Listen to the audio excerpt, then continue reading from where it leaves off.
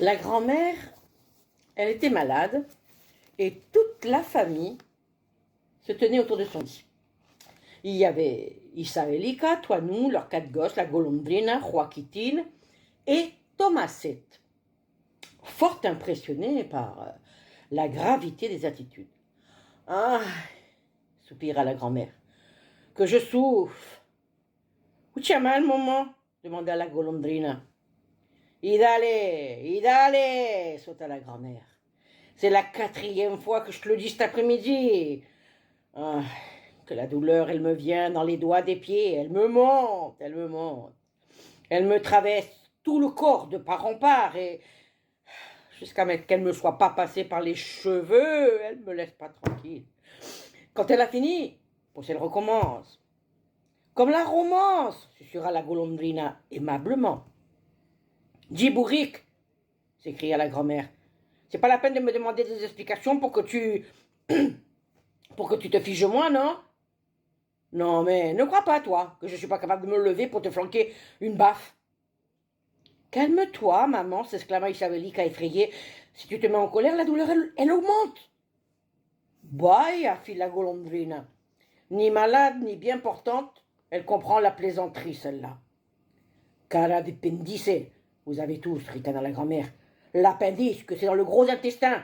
Elle va me monter à partir de mes 2 pieds? Où est-ce que vous avez vu ça, vous, hein? L'appendice, ça peut vous prendre n'importe où, dit Toinou. C'est pas obligatoire que ce soit dans le gros intestin. Ça, c'est vrai, déclara Joaquitin. Moi, j'avais un copain de régiment qu'un jour, il avait mis le nez sur le canon du fusil pour mieux le nettoyer. Pour sa balle, elle est partie. Et tous là-bas, jusqu'au général, ils disaient qu'il avait coupé l'appendice nasal. L'embêtant, c'est que le pauvre, eh ben, ça lui a fait un trou juste au niveau de la figure, qu'il a dû s'acheter un nez en carton avec une moustache dessus, pour pas qu'on lui voie la jointure. Oh, mais est-ce qu'il le pauvre, il était vraiment complètement défiguré. Sinvergüenza, coupa la grand-mère. Vous profitez parce que je suis malade, pour manquer de respect. Et le docteur, qu'est-ce qu'il a dit demanda Isabellica. Le docteur, ironisa la grand-mère. Si moins que moi, il sait encore. Quand je lui ai expliqué par où les douleurs elles me montaient, si s'est pas mis à rigoler. Non. À voir si c'était des douleurs ascenseurs qui me dit, comme pour plaisanter, que moi l'envie de plaisanter, j'avais pas. Il m'a donné une caterfa de médicaments qui aurait juré que c'était un chat qui me les avait donnés, de mal écrit que c'était, en me disant que si je ne les trouvais pas, je prenne de l'aspirine. Et il est parti, avec 100 € de plus dans sa poche. Ouais, cela, les sous leur convient bien, va. Ils nous coûtent cher, ces médecins, total, pour même pas nous soigner. Enfin, il m'a ajouté que si j'avais par là une vieille poule, que je me fasse un bon bouillon. Prends un papier écrit que je vais écrire à ma nièce, Dolores. Isabellica obtempéra. Ma chère nièce, dicta la grand-mère. Ma chère nièce, s'appliqua Isabellica. Depuis 3 jours, continua la grand-mère, je suis couchée avec le docteur. J'en peux plus de douleur.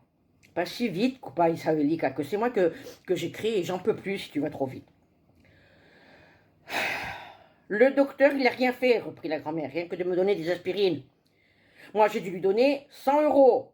Abuseur. Abuseur.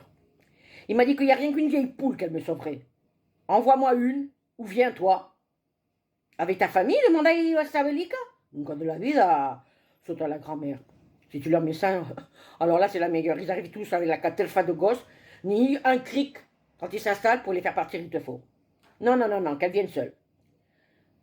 Que ça me fait de la peine de vous voir malade comme ça, déclara Toinou, en saisissant avec effusion la main de la grand-mère. Il y eut un silence chargé d'extase. La grand-mère proféra. Regardez que vous êtes bête, vous, avec vos pamblines, et si ça continue, vous allez me faire pleurer ma mort. Elle tira un mouchoir de dessous son traversin et s'essuya soigneusement les yeux. La Golondrina sanglotait. Vous vous imaginez, continua Toinou, avec émotion, que vous pourriez faire la valise sans que nous on sache. Si où vous avez mis les sous, ou si vous laissez des dettes. T'as pas honte, hurla la grand-mère.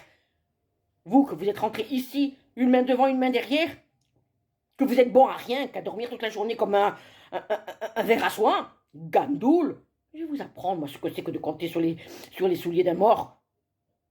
La terre pour courir, je vais vous laisser. Maman, supplia la golondrine. Des dettes, reprit la grand-mère sur le même ton. Moi, je vais vous laisser des dettes. Moi? Non, mais vous croyez que quoi? Vous croyez que la famille de votre femme, elle est comme votre famille à vous? Tous des mentiras? Illices? Pour l'amour de Dieu, fille Savélika, ne te mets pas dans cet état. Tu es en train de te congestionner. Tu vas nous attraper la rougeole. Quand je pense que je me suis mise à pleurer comme une bourrique parce que ce abruti, ce bourricot, je croyais qu'il me passait la main dans le dos. Baya d'une équivocation. Voilà que je cherche le mot. Je vous embrasse bien affectueusement, tu lui mets à Dolores. À qui tu dis ça? À la cousine Dolores, non? Tu viens de le dire. À qui tu crois que ça va? À toi peut-être, non? Avec ta gentillesse habituelle. Tu parles. Allez, tu l'as embrassé? Oh, c'est très bien. Et vous, sortez de chez moi, que vous me rendez plus malade que je ne suis. Allez.